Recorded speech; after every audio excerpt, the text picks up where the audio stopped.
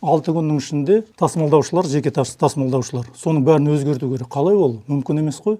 Бұл 10 мың вагонның дөңгелек жұбын өзгерту деген, бұл бір автокөліктің дөңгелегін өзгертуге қанша уақыт пен қаржы кетеді? Иә, дұрыс айтасыз. Мынау енді сұмдық қой, мынау қалай? Дұрыс айтасыз. Жаңа бір дөңгелек жұпты ауыстыру үшін 1.800.000 керек.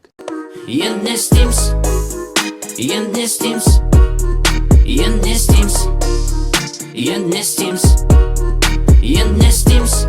Қайырлы күн, құрметті көрермендер, біздің арнамызға қош келдіңіздер. Сіздермен Берік Сәлімжанұлы және бүгінгі қонағымыз Қазақстанның Астық одағының атқарушы директоры Мұратбек Айбекұлы Исабаев мырза келіп отыр. Мәке, қош келдіңіз. Әдеттегідей, бүгін кеше сәрсенбі күні Ақжол партиясының атынан жолданған сауалдарды талқылайтын боламыз. Сауалдардың ішіндегі бір бірегейі болып отыр.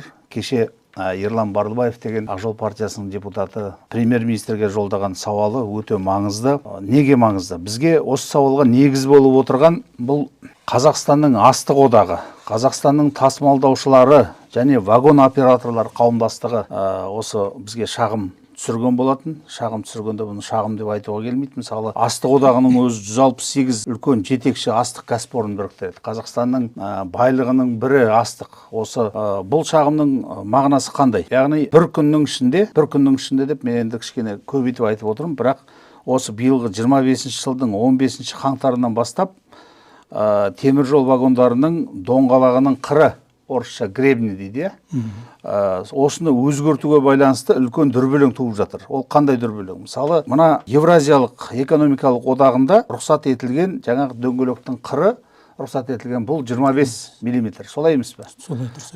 Енді мына бір күннің ішінде мына Қазақстан темір жолының 15 қаңтарда енгізген талабы, мына біздің тасымалдаушыларды, біздің жаңа кәсіпкерлерін, вагон операторларының барлығын бүгін біздің ел арқылы, Қазақстан арқылы өтетін басқа да тасымалдаушылардың алдында қазақша айтқанда жығып беріп отыр ғой жерге. Жығып беріп отыр. Өйткені, міне қараңыздар, депутаттық сауалда қанша? Мысалы, 2024 жылы темір жол арқылы 10,6 миллион тонна астық тасымалданыпты. Оның 8,1 миллион тоннасы экспортқа жіберілген екен.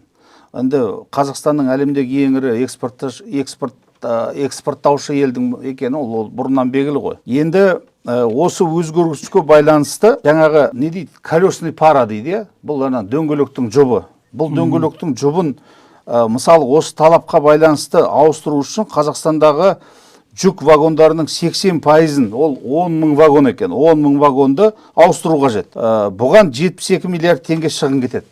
Бұл өзі бүгін күнін былай айтқанда шықпа жаным шықпа деп отырған жаңа кәсіпкерлердің үстіне мынау жығылғанға жұдырық болып отыр. Енді бұны талдайтын болсақ, бірнеше жаңағы халықаралық стандарттарға қайшы, Қазақстан заңнамасына қайшы, қаржылық шығындар әкеледі. Бәсекелестік дегенді мүлдем ұмыту керек болып тұр онда бізде. Біздің вагондардың бәрі жаңағы ештемеге жарамай, мына дөңгелектің қырын 26-ға ауыстырғанша, яғни біздің вагондар тасымалдауға жарамайды деген сөз.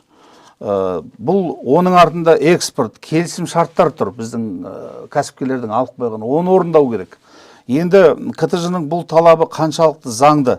Осыны біз кеше парламент мәжілісінің кезекті отырысында пленарында премьер-министр Бектеновке жолдадық. Онда қойып отырған талаптарымыз доңғалақ жұптары жаңа қырларының қалыңдығына қатысты талаптардың заңдылығына құқықтық техникалық баға беру, халықаралық стандартты ескере отырып доңғалақ жұптары жоталарының қалыңдығына шектеуді қайта қарау, жоюды міндеттеу.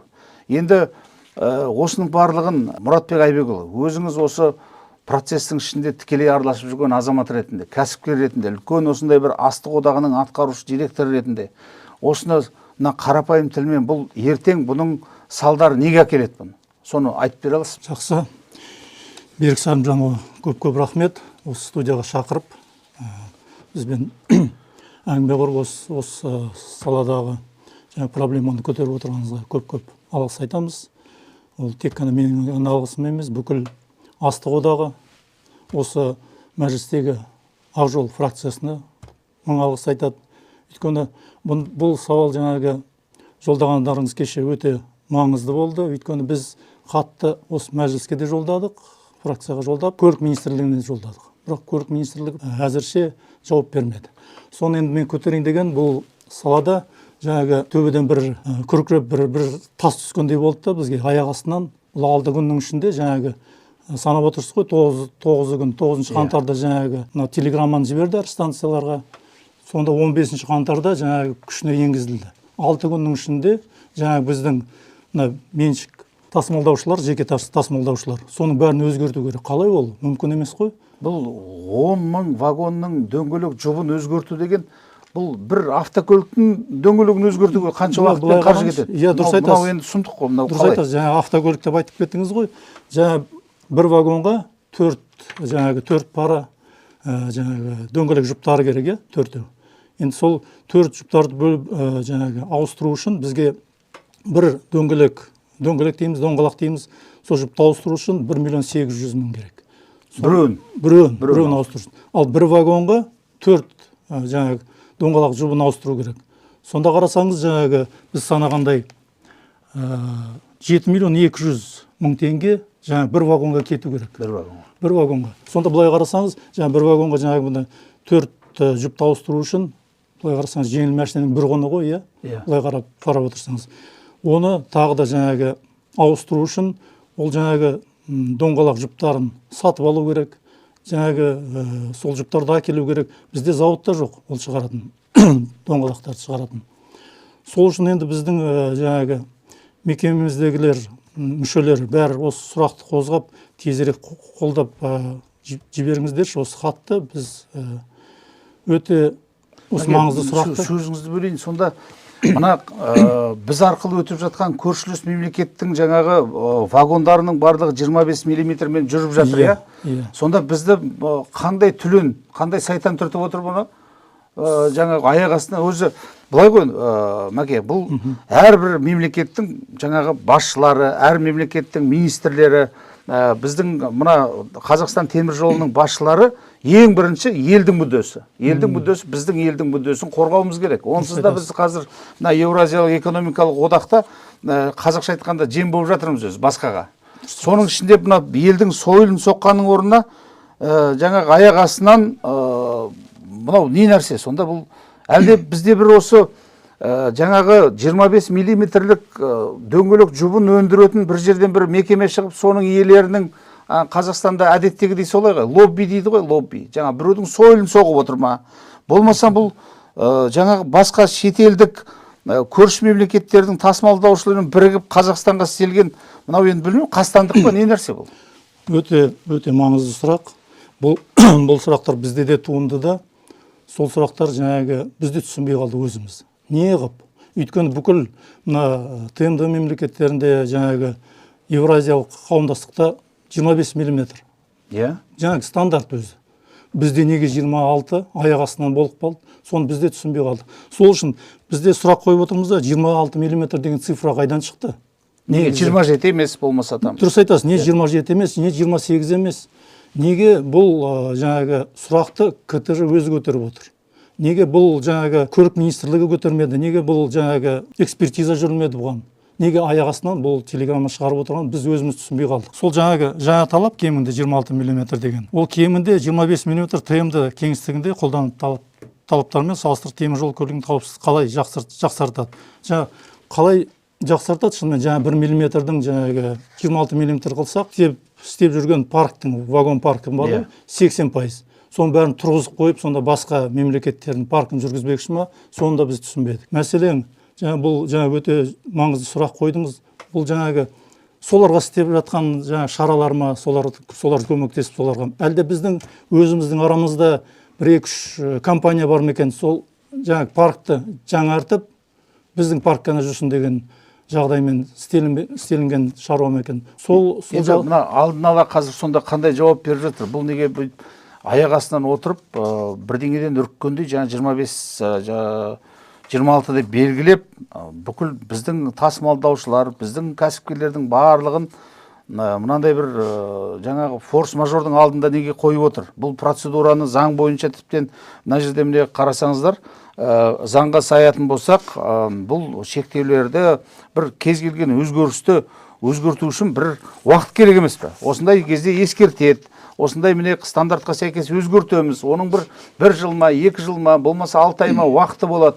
Сосын барлығын түгел жылы жауып қойып тұрып, міне бүгін бас салып, бүгін бұйрық шықты, ертең өзгертесіңдер деген бұл ана КТЖ-ның ішіндегі отырған басшылардың ішінен болмаса солардың ішінде отырған лоббилардан бізді талай қызықты көрдік қой, солардың әлде кезекті бір сойылыма жіберіп отырған. Сол бізде жаңағы көлік министрлігіне сұрақ қойып отырмыз да, КТЖ-ның мұндай шешім қабылдауға құқығы бар ма, жоқ па? Әлде бұл көлік министрлігінің құзыретіне жата ма дегендей.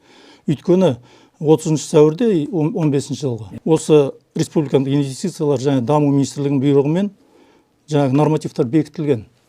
Ең жоғары 30 мм болу керек те, жаңа қыры дейміз. Қыры дейміз. Гребен дейді ғой, гребен. Енді оны қалай аударады? Қыры дейді, қалыңдығы дейді. Қалыңдығы дейді, қыры дейді, соң кейін қалай айтады? Жота дейді.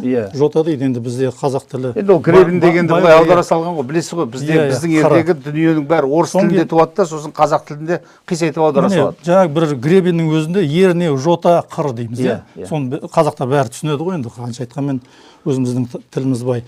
Сол жаңағы ең кем дегенде 25 мм болу керек болатын, ең жоғары саны 30 мм. Сол аралығында 25-тен 30-ға дейін. Жаңағы министрлік өз бұйрығымен шығарған. Енді міне осы биыл 9 қаңтарда КТЖ сол бұйрыққа қарамай телеграмма жіберіп отыр. Жолдап отыр станцияларға. Бұл жаңа қайшы келеді ғой жаңағы бұйрыққа. Көрдіңіз ба?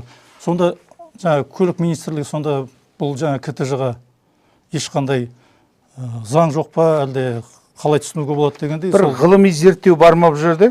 Ғылыми зерттеуде сұрадық біз. Ешқандай ғылыми зерттеу жоқ. Жаңағы сарапшылар, біздің сарапшылар сұрайды, бар ма жаңағы расчеттар керек еді бізге. Сондай бір бұл жаңа цифра 28 деген қайдан шықты, соны түсіндіріңізші десек те, ешкімде ешқандай. Бізде өзі мына цифрды көктен ала салу деген бір мода бар. Қосымша құн салығын 16 дейді, бірақ оны ешкім түсіндірмейді, 16 қайдан келген.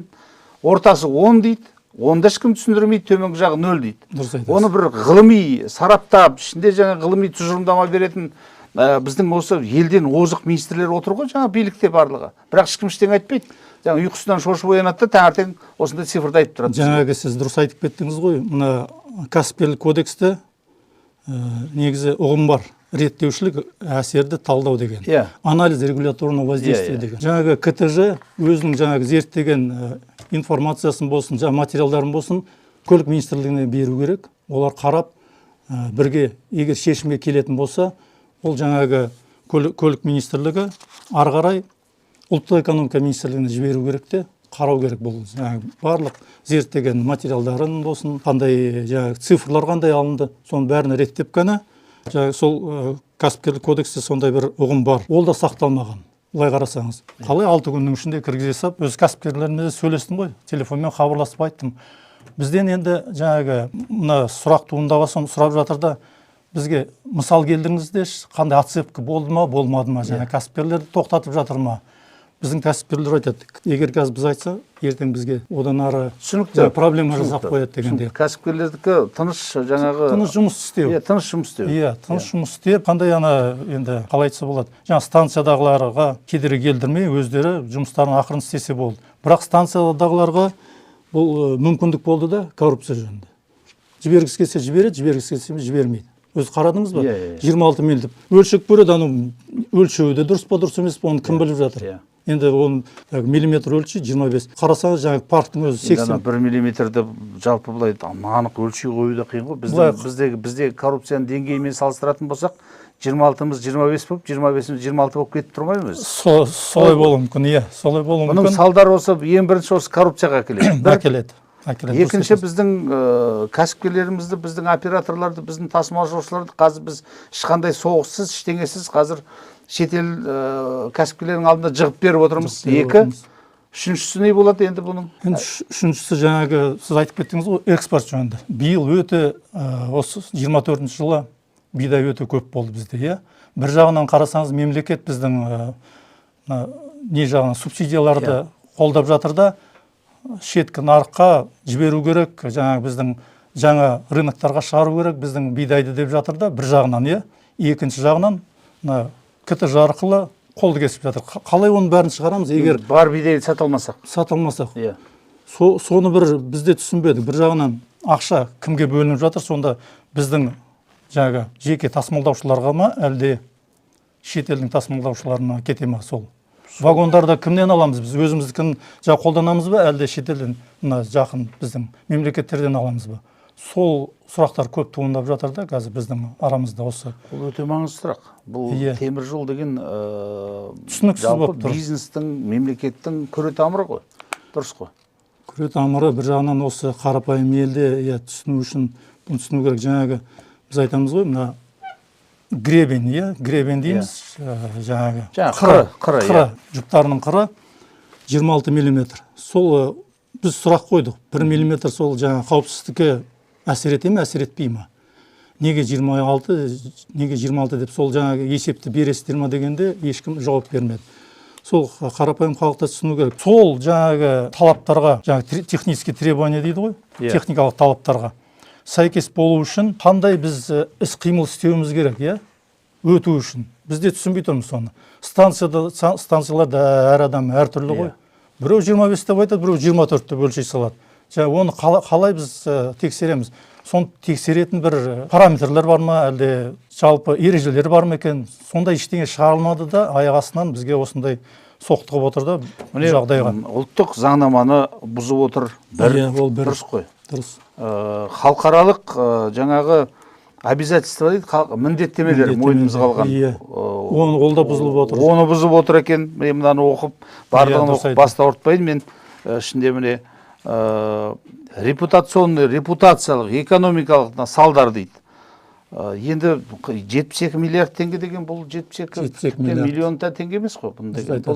Бұл жалғыз қаржыда ғана емес қой. Бұны ауыстыру үшін қанша жұмыс керек? Көп күш керек бұны істеу үшін. 72 миллиард деген аз емес. Аз емес. Бұл бер жағы ғана. Мәке, бұны енді назарда ұстаймыз.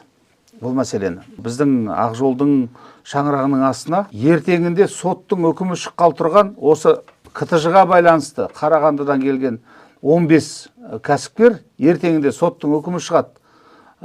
Кәсіпкердің еш кінәсі жоқ. Жаңа ойларына келгенін істеп, кімге вагон бергісі келеді, береді, кімге бергісі келмейді, бермейді, өстіп жылап келген кәсіпкерлер түрмеден де алып қалғанбыз. Бұл біз ана кәсіпкердің мүддесі деген кезде тікелей жаңағы сотқа қатысудан бастап осындай сауалдармен барлығын бұл ғана тек сіздерге ғана қатысты нәрсе емес қой. Бүгінгі мынау өте үлкен мынандай толқып тұрған заманда, өте үлкен конкуренция заманында көршіміз жаңағы санкцияның астында жатыр. Қазақстанның мүддесін, елдің мүддесін ойлағанның орнында мен мына Қазақстан темір жолының іс-қимылдарын білмеймін, қастандық дегеннен басқа ешқандай сөзге келмейді. Қастандық біздің кәсіпкерлер жасап отырған. Бұны назарда ұстаймыз. Енді мына премьер-министрдің жауабын күтеміз. Қалай болатын осылай, бұған не деп жауап береді екен? Мына бірігіп, тек қана сіздер ғана емес, мына сіздердің маңайларыңызда жаңа айтып отырсыздар ғой. Қанша деп отырсыздар? Міне 160-тан аста мекеме. Оның ішінде жаңа мультипликативтік, оның қалған мекемелердің бәрін санайтын болса өте үлкен. Өйткені бүгінгі Қазақстан темір жолы деген ең үлкен жұмыс берушілердің бірі, ең маңызды, елдің экономикасына әсер ететін, бағаға әсер ететін. Жаңа өзіңіз айтқандай өсіретін астығымызды өсірдік, байлығымыз бар, соны іске асыра алмай, сата алмай отырсақ, бұл деген тағы бір бомба сияқты болды. Бұл жаңағы бүгінгі аумалы төкпелі заманда өзі қалт-құлт етіп отырған экономикамызға жаңағы өзіңіз көріп отырсыз. Рубльдің артынан теңгеміз салақтап, біресе құлайды, біресе көтеріледі, ешкім ешқандай прогноз бере алмайды.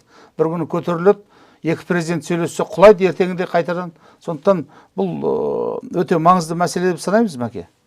Енді сіз боп, біз боп бірігіп, осының түбіне дейін жеткізуге тырысамыз. Рахмет сізге. Енді бізде өз атынан жаңа астық одағы, қомтастық атынан сізге, өзіңізге жаңағы Ақжол фракциясына мәжілістегі алғыс айтамыз. Осы біздің кәсіпкерлерді естігендер сіздер ғана. Осы шынымызды айтайық, бұл хатты кімге ғана жібермедік. Министрліктерге жібердік, өтініш арқылы жібердік. Тым-тырыс ешқандай жауап жоқ. Қазір тек қана осы іс-қимылды тек қана осы сіздерден ғана көріп отырмыз. Сіздерге Мәкенді алғысқа әлі сәл ертеректеу. Бұл депутаттық сауал деген жалпы мәселенің басы.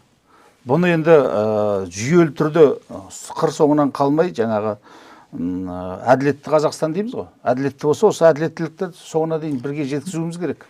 Жоқ, енді Рахмет, көтеріп мына сауалды жолдап отырғандарыңызға рахмет.